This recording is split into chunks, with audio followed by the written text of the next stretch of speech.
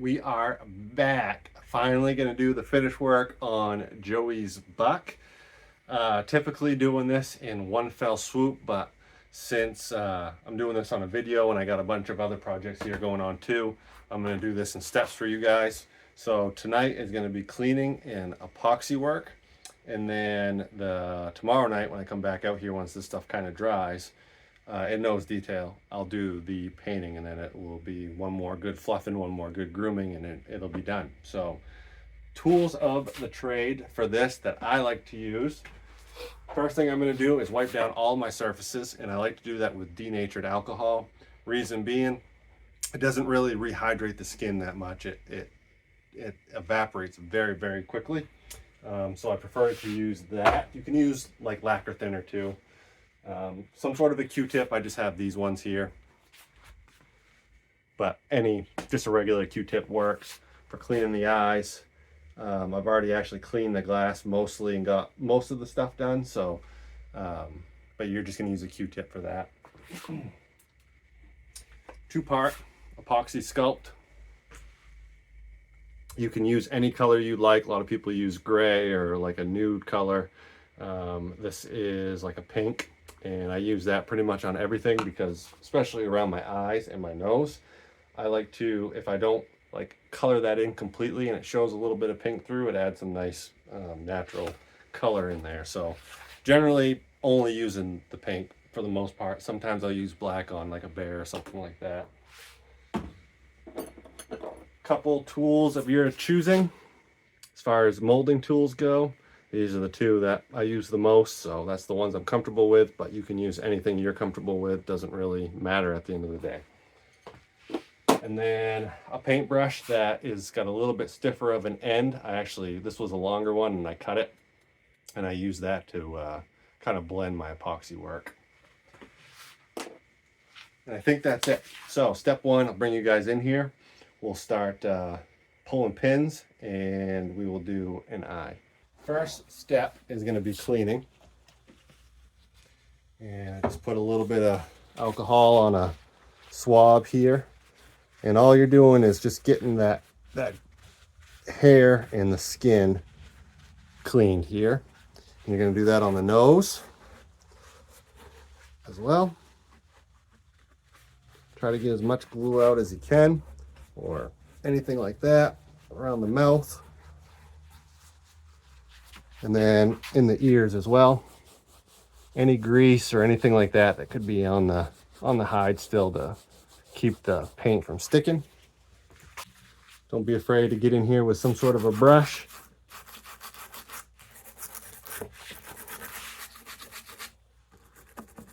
Even in that nose.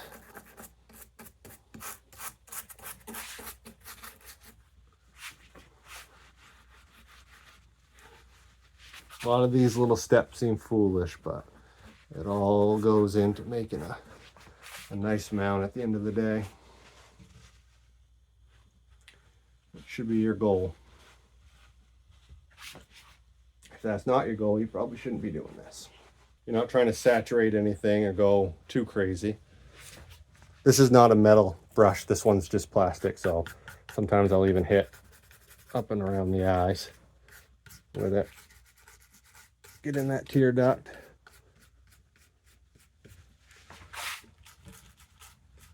Just knocking any loose skin or weird fur out of the way, basically, and brushing it out a bit.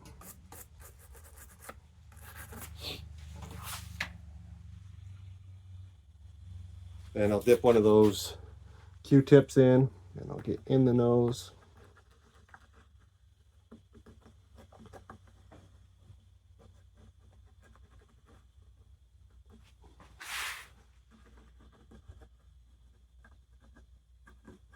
We're going to be painting that at a later date. So we want that fairly clean and nice. Okay. Now we're going to pull. These pins are in here for me. Some people will leave them in. They'll take like a brad pin and a nailer, and they'll pin it in pretty good. But me, I like to pull them out once we're at this stage because it's dry and it's not going anywhere. get them started. They're just very, very thin holes we'll have to patch, but I pull right out.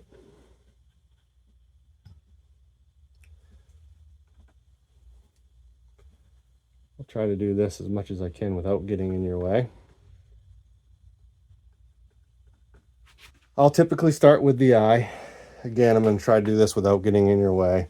And there's a small crack typically between the eyeball itself and the skin.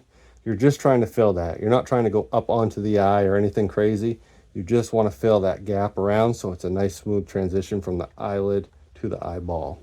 Just if you look at like the inside of your eye, you'll see that like kind of pink fleshy material in here. That's what you're mimicking. So I just take it like this on the back of that tool, and I'm just filling in the voids.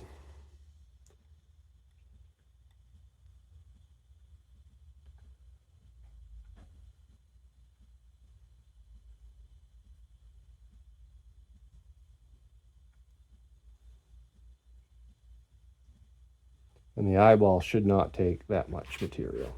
If it takes a lot of material, then you probably had some sort of mistake with your gluing.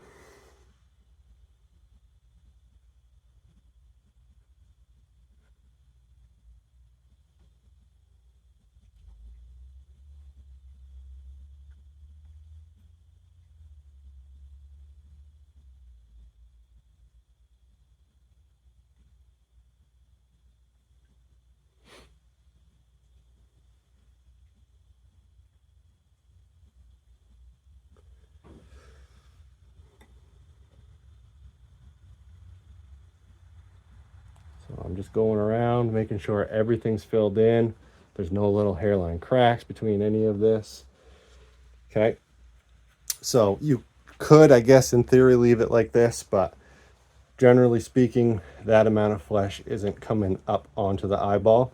So this tool, 90s, and it's very thin. I will take this and I will cut out a lot of that material.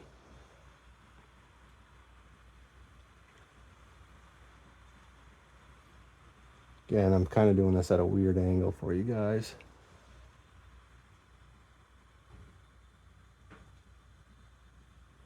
Or at least a weird angle for me. Okay, and as you can see, a lot cleaner, a lot less material in there. Get all this extra crap off of your eyebrows. Raining like a sieve out there. All right, now, most of your taxidermist is gonna leave the eye just like that. Most of you at home, this is perfectly fine. It's gonna look beautiful. I like to add something called a nictitating membrane. And if you look at any eyeball reference, even ourselves, we kind of have it. There's just a light layer of skin right here in the corner of the eyes. And I'm going to get a reference book to show you.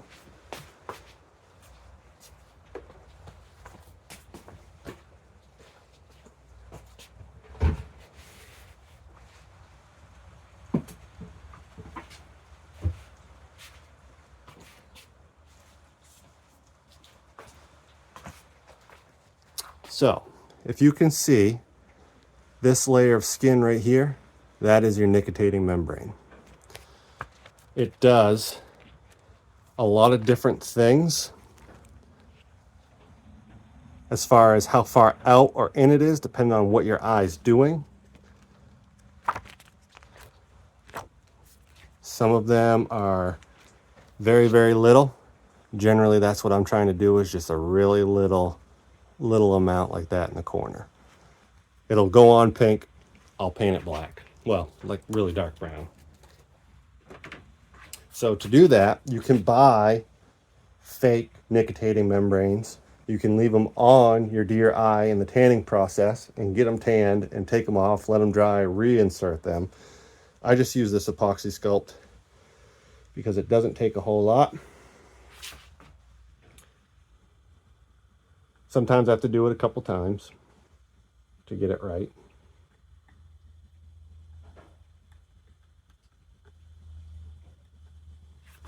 And then I like to do it from the front and just try to get a shape close to what I want. Take off the extra that I don't want.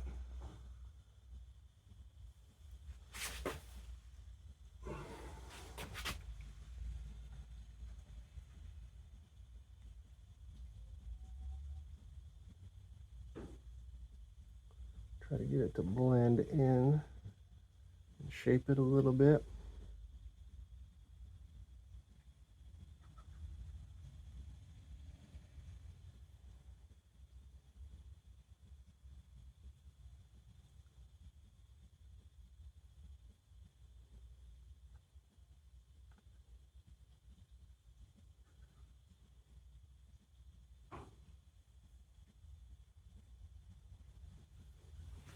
That's kind of it. I'm gonna have to get in the way for a minute so I can see it from this angle.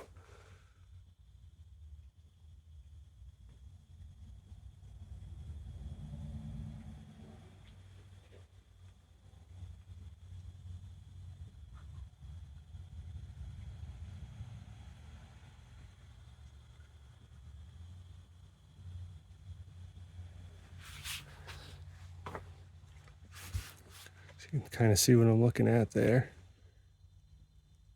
Again, that will be painted black. It's one of those subtle things that you don't really notice, but when you look at certain eyes and you're like, man, there's something about that eye, it just looks really real. It's little things like that. So, to do its final shape, this is when that brush comes into play.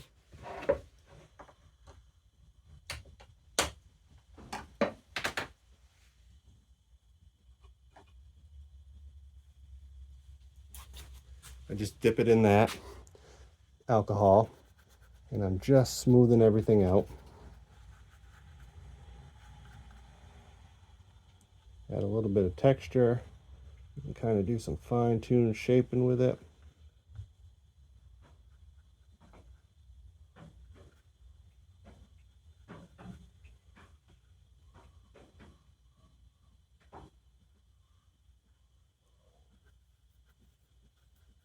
Make sure everything's nice and smooth, everything's filled in.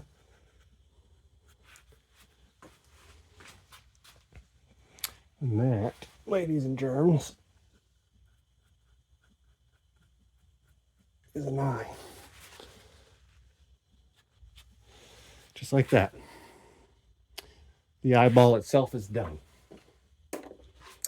Now, we can fill in those couple little cracks or holes, I guess, from the epoxy or from the needles.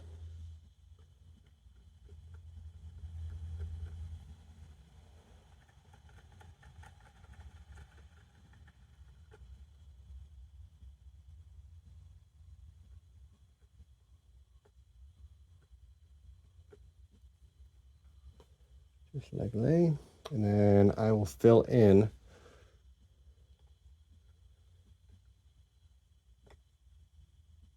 my tear or my gland here.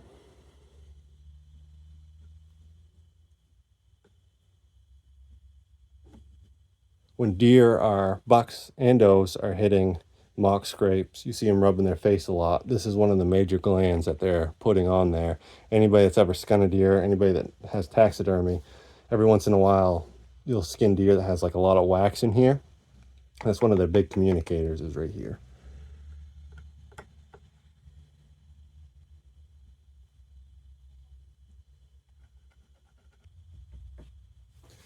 And then more blending to make sure everything's smooth.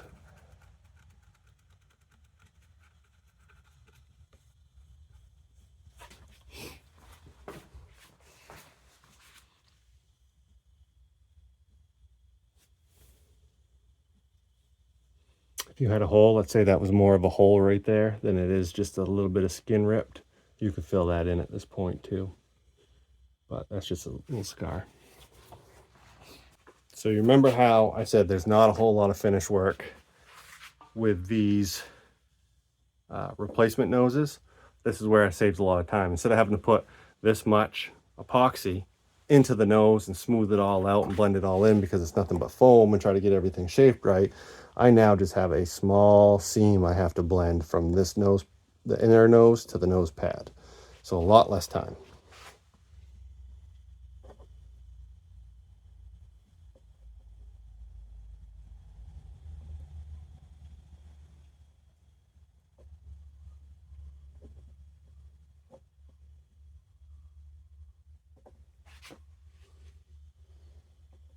And this is really hard to show on camera.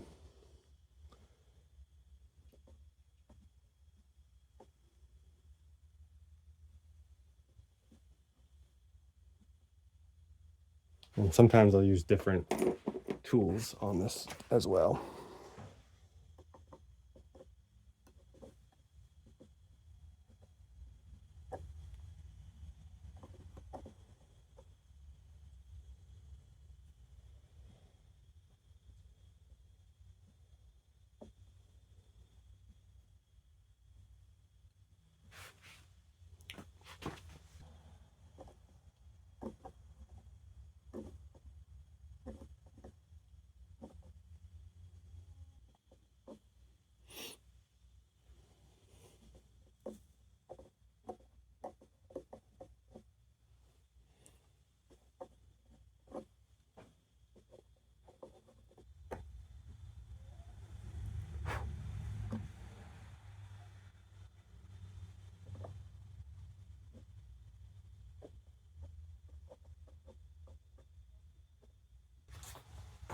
And you're just going to blend that together.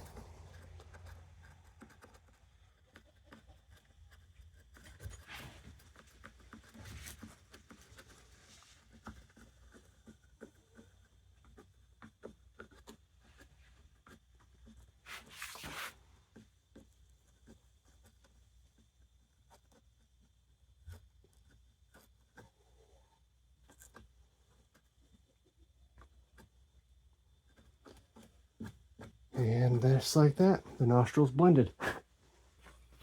So last step for me for epoxy, we're going to do this inner lip line. Again, it is not going to take much epoxy at all.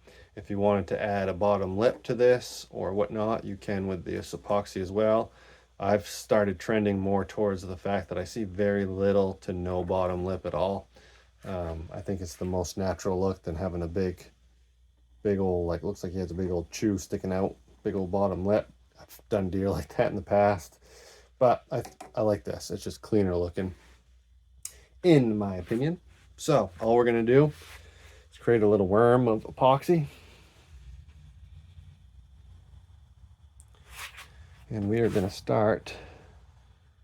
This kind of can be a little bit tedious and whatnot with the hair. It doesn't tend to want to go in all the time, so we're just gonna start getting her in there. And the key is to not really see any of this when it's done, but you're just kind of filling that seam, so over time it doesn't open up more. Gives it a little more strength as well.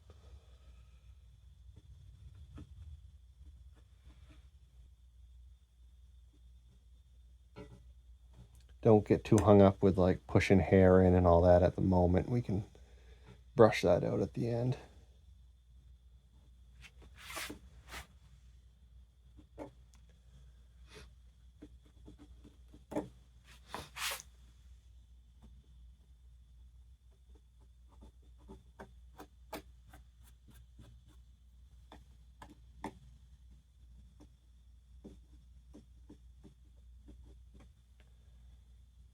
Very, very little of this product in there. As little as I possibly can have.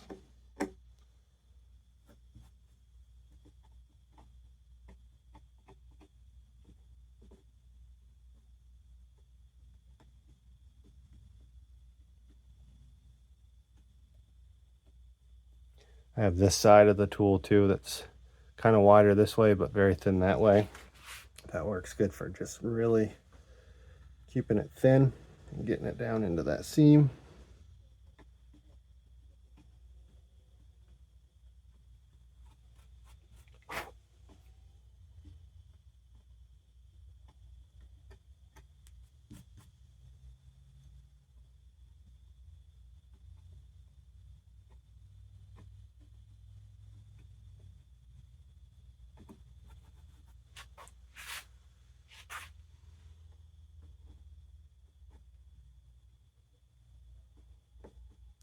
any of these scars on the nose, which I don't think you guys can see from this angle, but some of these are scars.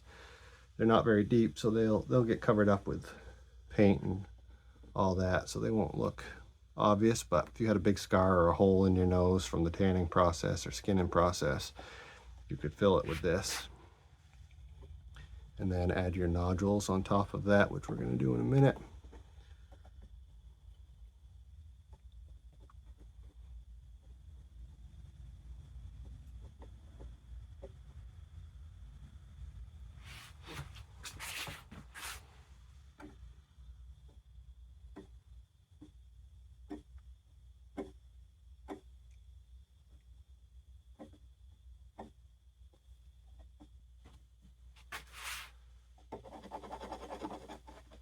Everything, your main goal when you're doing this stuff is just like make everything soft looking, nice and clean and soft.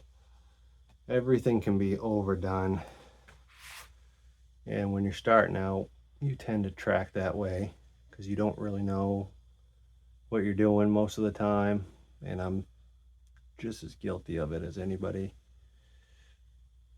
I can speak on it because I know firsthand about it. You just want to be subtle and soft with everything.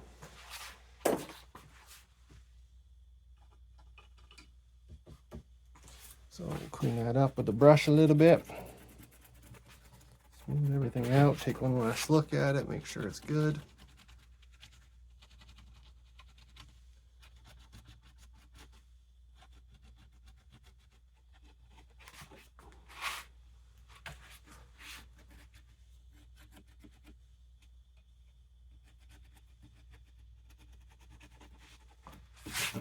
Okay, and then we'll hit it with this brush again.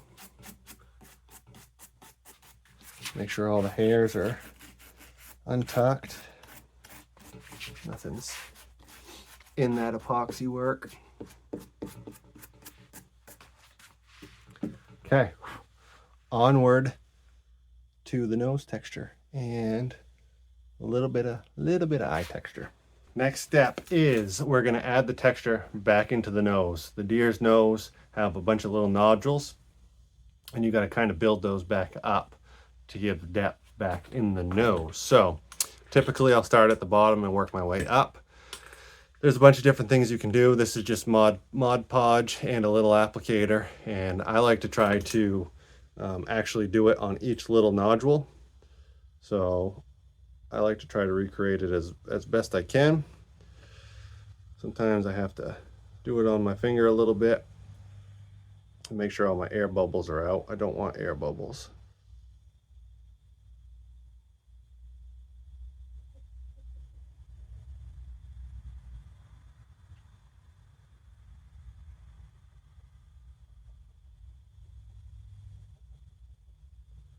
Some guys will just sporadically put dots on the nose. I don't like that. I like to actually follow the pattern of the deer's nose. They're all different. Some of them have really big nodules. Some of them have a bunch of little teeny ones. Generally down around this lip line, they're gonna have a bunch of little ones. Some spots you kind of have to get creative. It's not going to have great definition of what you got.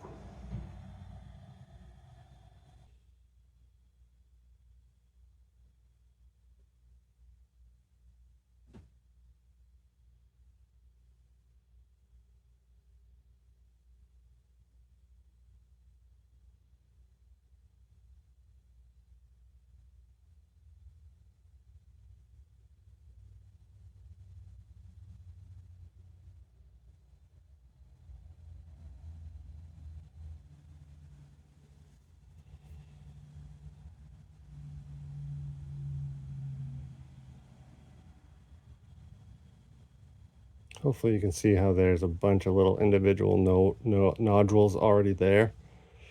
I'm just trying to fill those in, or add two, I guess, on top of. And if they run together, they run together. It's not the end of the world. These are kind of like a fingerprint for humans. They're all very different. This deer's got a lot of little ones. And you'll notice that you'll have a lot of little ones and it'll transition to much larger size ones as you go up the nose.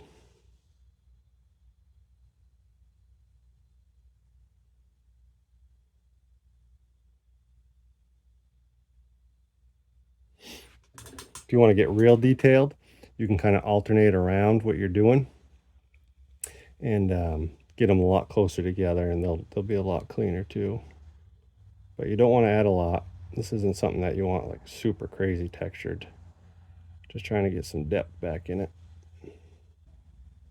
And then usually up on this top part of the nose, that's when it can kind of get a little bit hard to tell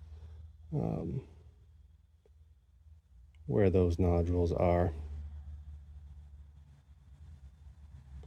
Just because it kind of gets so big that there's no real definition in them. So you just kind of guess.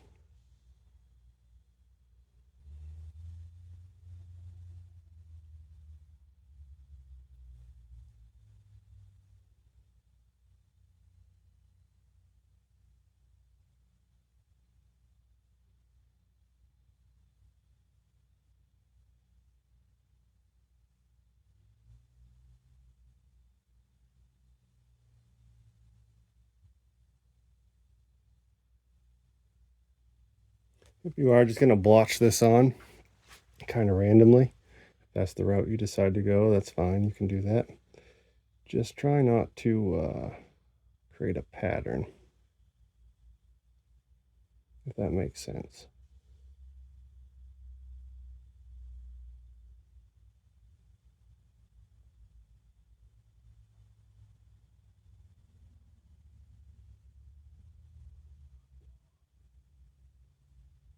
This is tedious, as you can tell, but it doesn't take that long.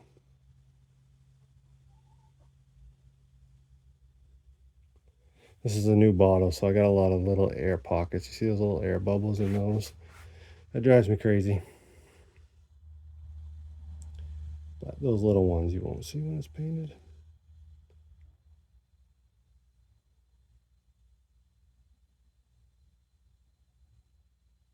If you don't like it, wipe it off, start over.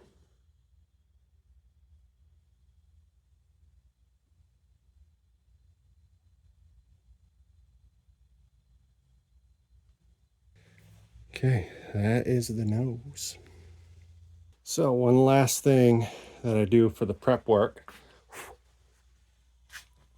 is if you look under an eye, I don't know if I'm going to be able to show you on a picture.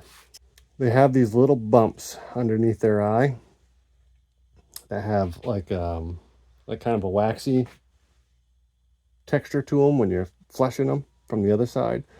Just try to go back in and add that little detail back in, and they're just little.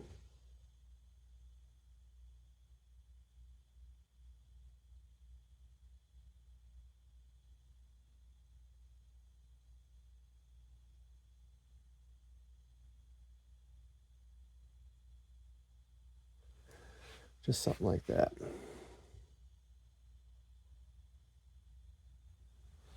Just real subtle. Something you're really not going to notice, but can kind of set you apart from your competition potentially.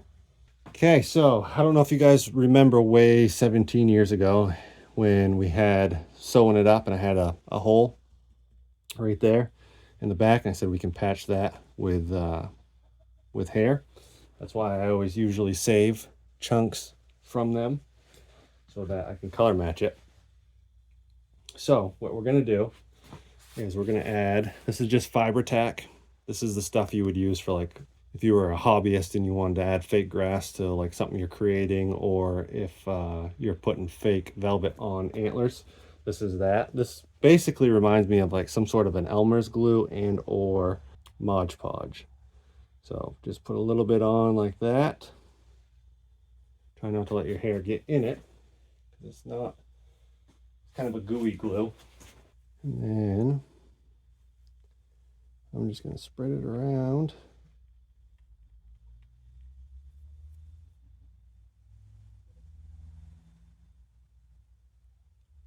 Like lay. Just like that. And this is the back of the neck. Honestly, I could just paint this and no one would ever see it, ever. But I would know it's there, so I'm going to do it the right way. You're going to grab a clump of hair. I can't show you this, but basically all I'm doing is grabbing a clump of hair off of this, cutting it. And you just want to make sure that the hair pattern flows the same direction. I'm going to start at the back, and I'm just going to stick that right in that to that glue, just like that, and work my way up that way so that each level or layers is on top of the previous one.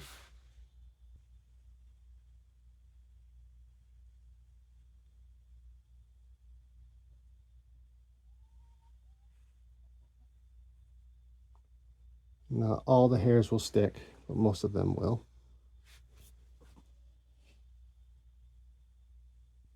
Okay, just like that. We'll let that dry. And then I'm not gonna like do anything super crazy. So we're just gonna let that dry. And that is how you patch a spot on a deer. You don't always have to use the same fur from the same deer, but I always keep patches of deer if I know I have a problem like that so that I can patch it. So that's going to be step one of the finish work. Tomorrow, once everything dries, in about 5 minutes, these nodules would be dry and I would be painting them normally.